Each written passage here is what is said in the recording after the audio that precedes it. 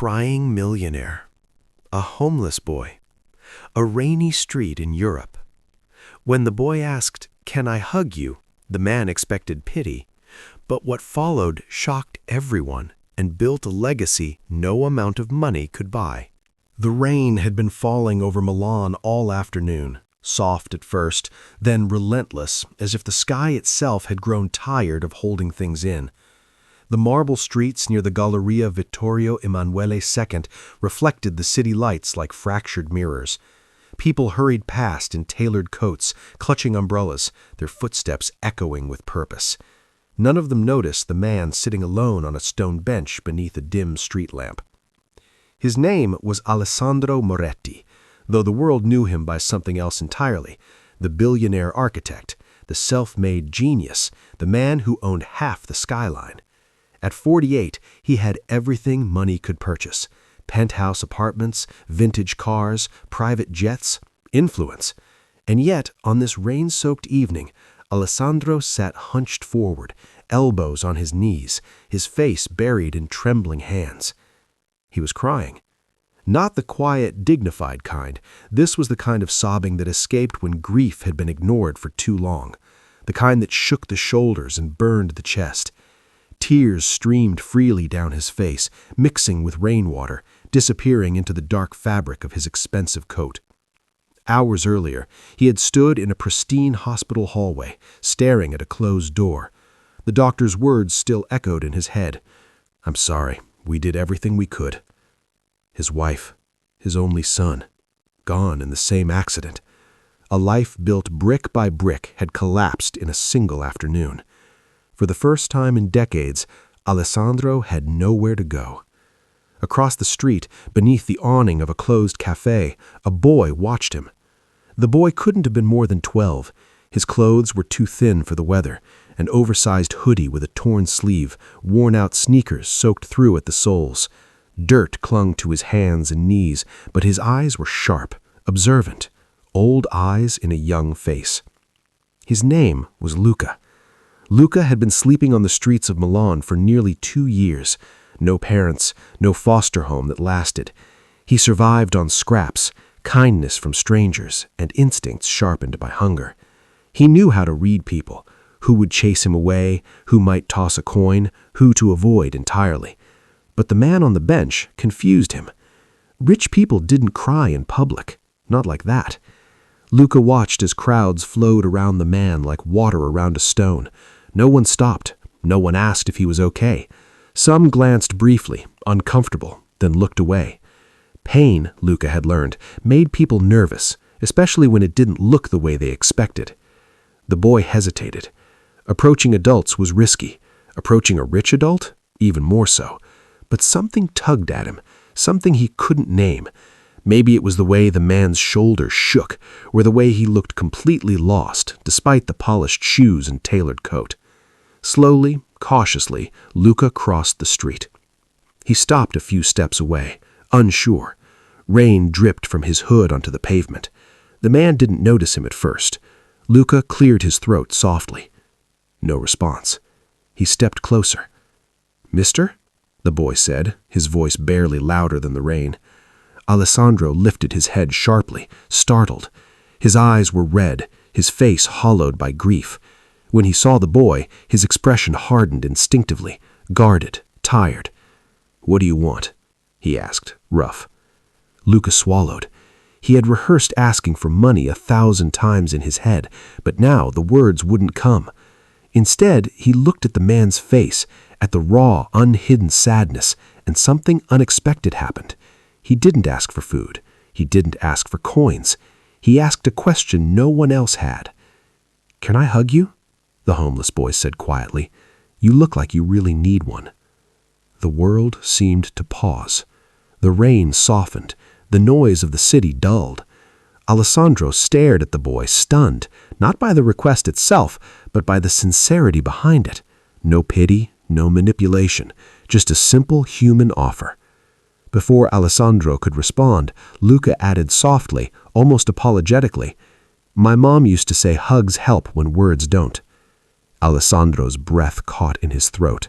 Something inside him, something tightly locked for years, began to crack. And in that fragile moment, neither of them realized that a single hug was about to change two lives forever. This is Triumph Legends, stories that inspire, legends that live on. For a long moment, Alessandro Moretti said nothing. The boy stood there in the rain, small and unsure, bracing himself for rejection. Luca had learned not to expect kindness back, only tolerance, sometimes irritation. Adults often saw his poverty before they saw him. But this man didn't wave him away. Instead, Alessandro slowly stood up. He was tall, his coat heavy with rain, his posture once commanding, now broken. He looked down at Luca, studying him as though seeing something unfamiliar, yet deeply human. "Come here," Alessandro said, his voice barely above a whisper. Luca hesitated only a second before stepping forward. The hug was awkward at first, two strangers unsure of boundaries. Alessandro's arms hovered, then finally wrapped around the boy. Luca pressed his thin frame against the man's chest, resting his head where he could hear a heartbeat. And then something inside Alessandro collapsed. He clutched the boy tightly, not as a millionaire, not as a powerful man, but as a grieving human being. The sobs returned, stronger this time, unrestrained. Years of control dissolved in seconds. His tears soaked into Luca's hoodie as rain continued to fall around them. People slowed, some stopped, a few stared. The boy didn't pull away, he simply held on. "It's okay," Luca murmured, words he had once longed to hear himself. "You don't have to be strong all the time." Those words pierced Alessandro more deeply than any loss announcement ever could. After a while, the storm began to ease. Alessandro loosened his grip, embarrassed, and reached into his pocket. His fingers brushed against his wallet instinctively. Luca noticed and stepped back quickly. "No, sir," he said, shaking his head. "That wasn't why." Alessandro froze. "Then why?" he asked. Luca shrugged, looking at the wet pavement. "You looked lonely." Something shifted in Alessandro's eyes. He had been surrounded by people all his life, boardrooms, assistants, admirers, family gatherings. Yet no one had ever seen him like this, not truly. And here stood a boy with nothing, no home, no money, who had offered the one thing Alessandro had forgotten existed: presence. "Where do you sleep?" Alessandro asked gently. Luca pointed vaguely down the street. "Wherever they don't chase me away." That night, Alessandro didn't go back to his penthouse. Instead, he called a driver and booked a modest hotel room nearby. He bought Luca dry clothes, hot food, and, after some careful persuasion, convinced him to stay the night, promising no police, no social workers, no tricks, just rest. The next morning, something shocking happened. Alessandro walked into his board meeting and resigned as CEO of his own company.